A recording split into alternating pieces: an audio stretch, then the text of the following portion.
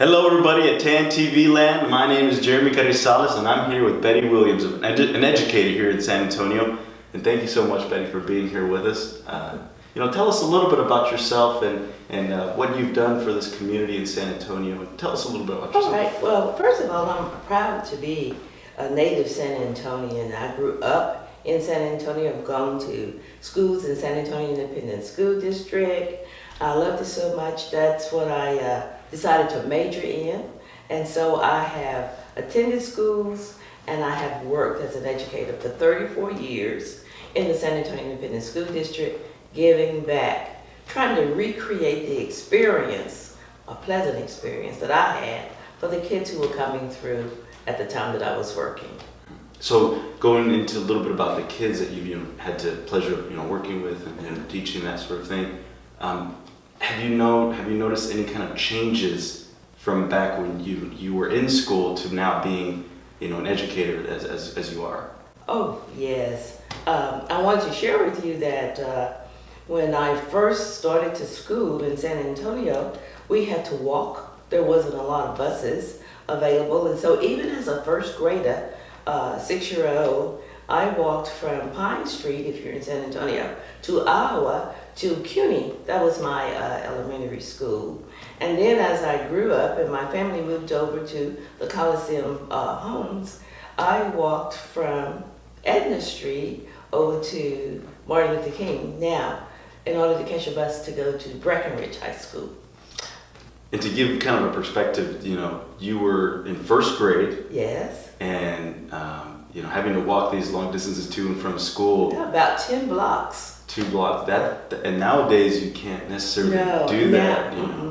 Nowadays, what you see as normal are 3 o'clock, parents lining up in cars, those people designated to pick up the students, to pick them up, to take them, to keep them out of harm's way.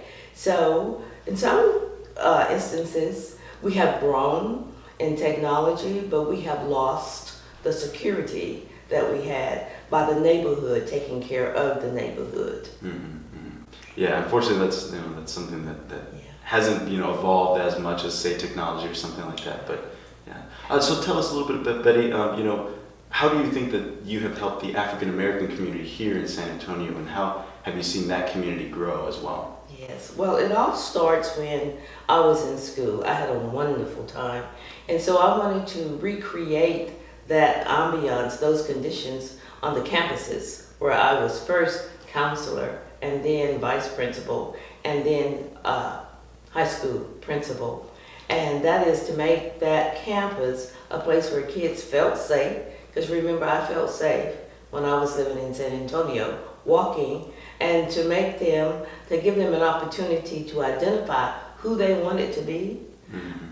After that identification, to let them practice being that person in a safe environment, and then to celebrate their successes.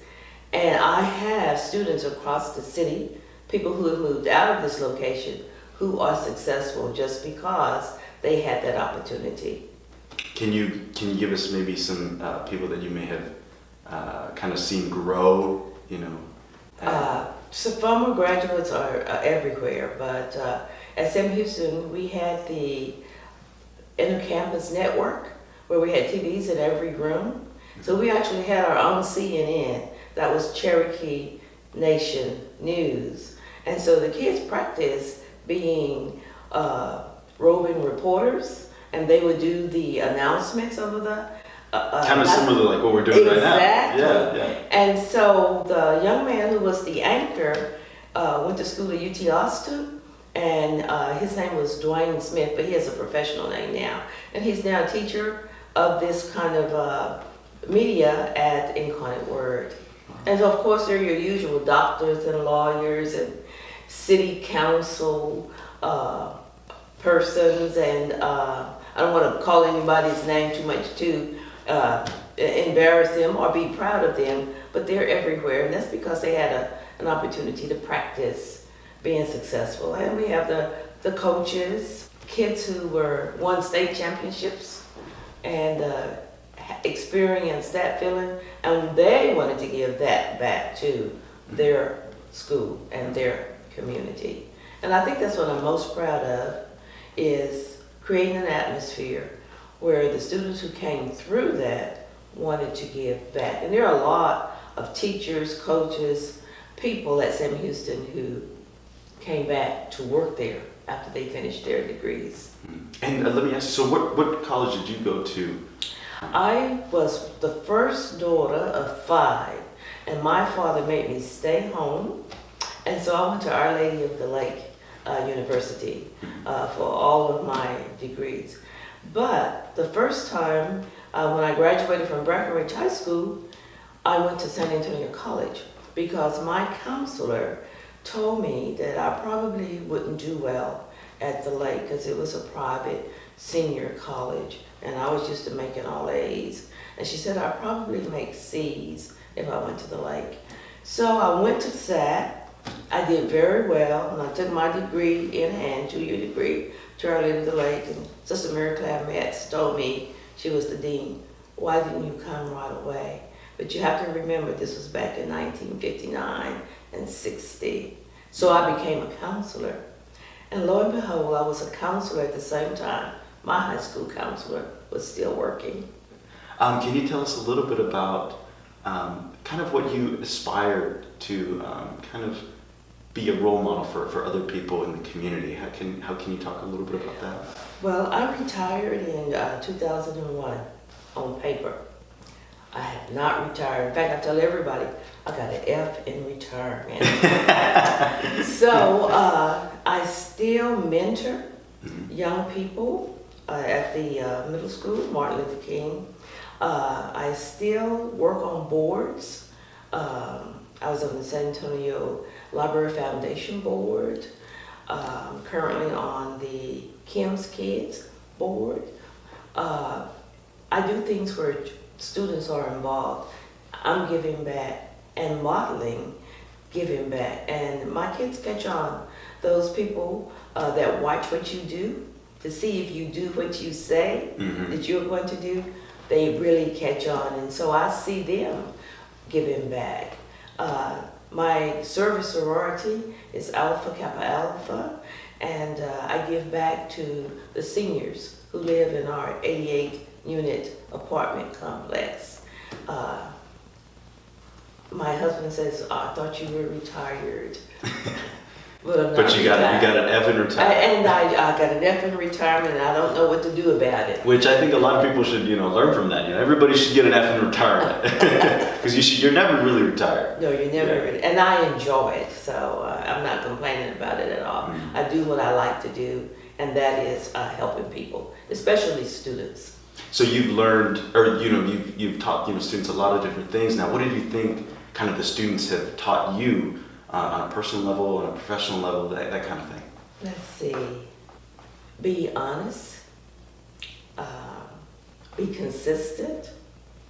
Because as a principal, if you called a situation one way and there was a situation that was almost like that and you called it another way, they had you. And my kids did not mind letting me know, well, you didn't do that the last time, Mrs. Williams. And so I got to the point where when something happened, my kids knew what the rules were. They would call it for me because you had to be that consistent. They would tell each other, you're in trouble, you're going to get 3 A's. And it would happen. So I learned to be true to those things that I said, honest, consistent, and second chances, Everybody deserves a second chance. And third and fourth, depending on the circumstances. I learned how to love all the people, all the kids.